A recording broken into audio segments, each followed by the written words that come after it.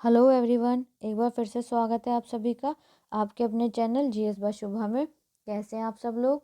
मैं आशा करती हूँ आप सब लोग बहुत ही अच्छे होंगे, एकदम स्वस्थ होंगे। चलिए अब अपनी केमिस्ट्री की क्लास पर आते हैं।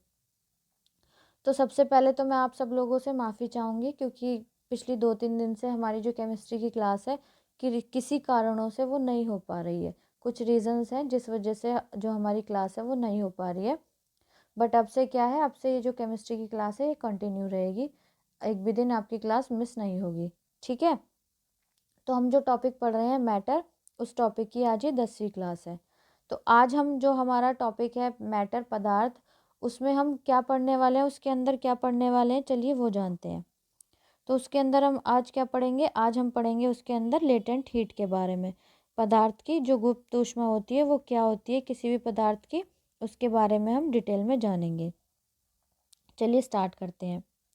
तो ये बताया गया है, कहा गया है the heat energy which to be supplied to change the state of a substance is called its latent heat.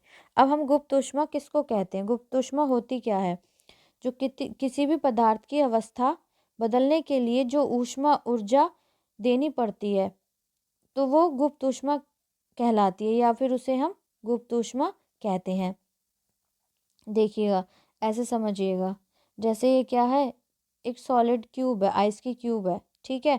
इसको क्या है, हम लिक्विड में चेंज कर रहे हैं, लिक्विड में कन्वर्ट कर रहे हैं। तो जब हम इसको लिक्विड में कन्वर्ट करेंगे तो जब हम इसको क्या करेंगे, कुछ हीट देंगे, ठीक है।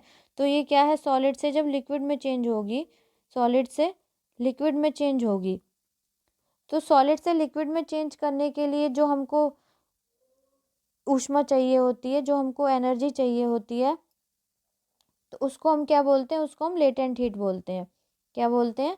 लेटेंट हीट, गुप्त ऊष्मा। लेकिन वो ऊष्मा तब तक ही रहती है जब तक उसको हम सॉलिड से लिक्विड में चेंज करते हैं किसी भी पदार्थ को। जैसे ही उसका टेम्परेचर इंक्रीज होने लगता है, ये पानी है, जैसे ही इसका टेम्परेचर इंक्रीज होने लगता है तो उससे पहले तक की जो ऊष्मा रहती है ना, वो हम उसको क्या कहते हैं, उसको हम गुप्त ऊष्मा कहते हैं। क्या कहते हैं? गुप्त ऊष्मा। अब आप एक एक्सपेरिमेंट चाहे करके देख लीजिएगा, अपने फ्रीजर से बर्फ़ निकालिएगा, उसको क्या है, एक पैन में रख के गैस पे रखिएगा, तो आप क्या देखेंगे कि वो बर्फ़ क्या है, पिघलनी शुरू हो गई है। लेकिन उसका टेम्परेचर जो है, अभी उस टेम्परेचर में कुछ टाइम के लिए, थोड़े टाइम के लिए टेम्परेचर में किसी भी तरीके का इंक्रीमेंट नहीं हुआ है, टेम्परेचर इंक्रीज़ नहीं हुआ है। तब तक जो एनर्जी उसके अंदर, जो उसको सॉलिड से लिक्विड में कन्वर्ट कर रही है, उस सब्सटेंस को, उस पदार्थ को, या फिर लिक्विड से जब गैस में कन्वर्ट करती है, उसके बीच जो उसके अंदर जो ऊष्मा लगती है, जो एनर्जी लगती है, वो क्या कहलाती है, उस पदार्थ की लेटेंट हीट कहलाती है, गुप्त ऊष्मा कहलाती है। ठीक है, आई होप इतनी बात आपको समझ आ गई होगी। चलिए आगे जानते हैं, आगे क्या कहा गया है। आगे कहा गया है the latent heat which can supply is used up is overcoming the force of attraction between the particles of a substance during the change of state. जो लेटेंट हीट होती है, तो अवस्था के परिवर्तन के दौरान जब हम क्या करते हैं, कोई भी पदार्थ है उसकी अवस्था में परिवर्तन कर रहे हैं, सॉलिड से लिक्विड में चेंज कर रहे हैं, लिक्विड से गैस में चेंज कर रहे हैं। किसी पदार्थ के जो कण हैं, उनके बीच, कणों के बीच में क्या होता है, मैंने जो हमारी प्रीवियस क्लासेस हैं उसमें मैंने आपको बताया था कि उनके जो एटम, किसी भी मैटर के, किसी भी सब्सटेंस के जो एटम या मॉलिक्यूल्स होते हैं, उनके बीच में क्या अट्रैक्शन फोर्स होती है, आकर्षण बल होता है। तो जो उनके बीच जो आकर्षण बल होता है, उस पर काबू पाने में गुप्त ऊष्मा जो आपूर्ति कर सकती है, उसका क्या होता है, उसका उपयोग किया जाता है। उसका उपयोग किया जाता है। किसका उपयोग किया जाता है? जो लेटेंट हीट है, गुप्त ऊष्मा है, उसका क्या किया जाता है, उपयोग किया जाता है। जो जो हमारी ये लेटेंट हीट होती है ना, जो गुप्त ऊष्मा होती है, ये क्या नहीं करती, ये हमारी जो काइनेटिक एनर्जी है, इसके जो गतिज ऊर्जा है किसी भी पार्टिकल्स की, उसको इंक्रीज नहीं करती है, केवल क्या करती है, उसको, उसकी जो अवस्था है उसमें परिवर्तन करती है। ठीक है, तो इतना आपको समझ आ गया होगा। मतलब कि जो टेम्परेचर है ना किसी भी सब्सटेंस का, वो नहीं बढ़ता, वो राइज नहीं होता जब हम उसके जो कोई भी मैटर है उसकी स्टेट में चेंज कर रहे हैं, उसकी अवस्था में परिवर्तन कर रहे हैं। आई होप इतनी बात आपको क्लियर होगी। चलिए नेक्स्ट आगे चलते हैं, आगे जानते हैं आगे क्या कहा गया है। अब जो ये लेटेंट हीट है, जो हमारी गुप्त ऊष्मा है, वो 2 टाइप्स की होती है। वो कितने की टाइप्स की होती है? 2 टाइप्स की होती है, 2 तरीके की होती है। कौन से तरीके की होती है? चलिए वो जानते हैं।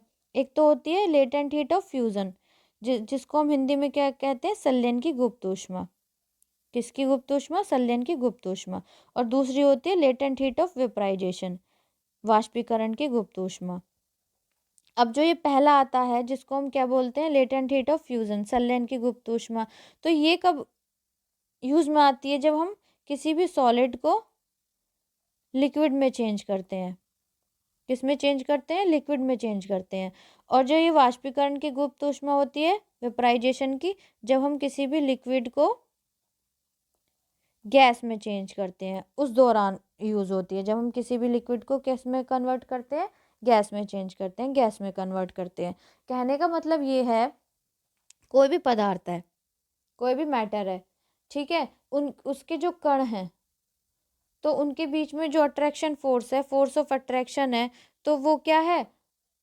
उसको उसमें किसी भी तरीके का कोई चेंज नहीं करती। मतलब उनके बीच में जो काइनेटिक एनर्जी है उसमें किसी भी तरीके का कोई इंक्रीमेंट नहीं करती, टेम्परेचर में किसी भी तरीके का इंक्रीमेंट नहीं करती, बस अवस्था में परिवर्तन करती है। अब आप ऐसे समझिएगा, वैसे कि मैंने आपको समझा भी दिया है कि कोई भी मतलब सॉलिड से लिक्विड में कोई भी पदार्थ चेंज हो रहा है या लिक्विड से गैस में जो चेंज हो रहा है, उसको बस चेंज करने के लिए, जस्ट चेंज करने के लिए जो हीट एनर्जी चाहिए होती है हमको, जो लेटेंट हीट चाहिए होती है, गुप्त ऊष्मा, उसको कहते हैं।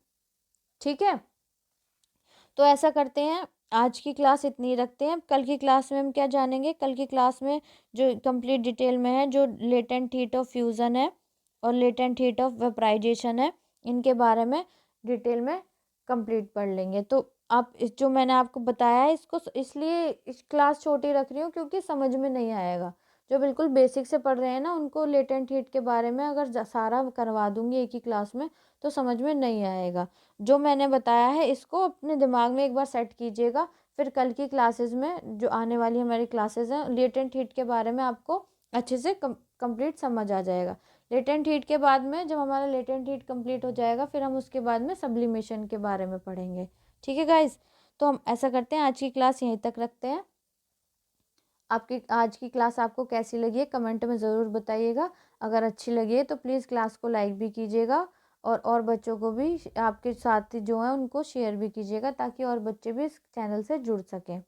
ठीक है, और अगर आप इस चैनल पर नए हैं तो प्लीज़ चैनल को सब्सक्राइब ज़रूर कीजिएगा और बेल आइकन को भी दबा दीजिएगा, ताकि जब मैं क्लास अपलोड करूँ तो आप तक नोटिफिकेशन आ जाए।